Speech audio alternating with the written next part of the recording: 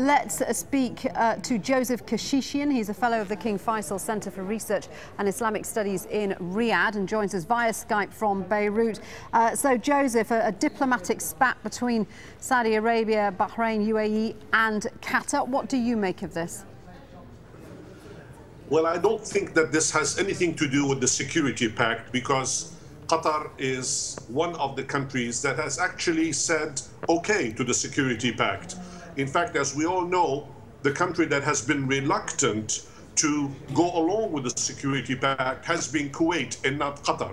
But this probably more logically than anything else has to do with the fact that there is a fundamental political difference of opinion within the GCC, primarily between Qatar alone as one country and the other five over the Muslim Brotherhood situation, not just in the GCC region, but also in Egypt, which has been, during the past 2 or 3 years, the bête noire of the Arab Spring, if you would like. So I think this is definitely, in my reading of it, is much bigger than a regional dispute. So how serious is this, Joseph? I mean, what does this mean for relations between these GCC countries? The seriousness has got to be associated with the agreement that was presumably reached 3 months ago between Saudi Arabia and Qatar.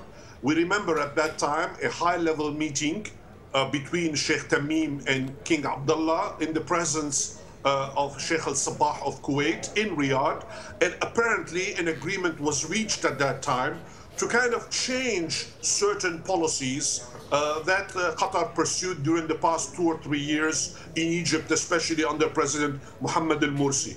Now, 3 months have passed, and presumably not much has changed on the ground. And Saudi Arabia and the United Arab Emirates and Bahrain have essentially said, we've waited patiently for the past 3 months and nothing has happened. So perhaps the time has come to send a gentle reminder to Doha that in fact things have got to move much faster if we want to keep the GCC family united. All right, Joseph, thanks very much indeed for that. Joseph Kechichian speaking to us from Beirut there.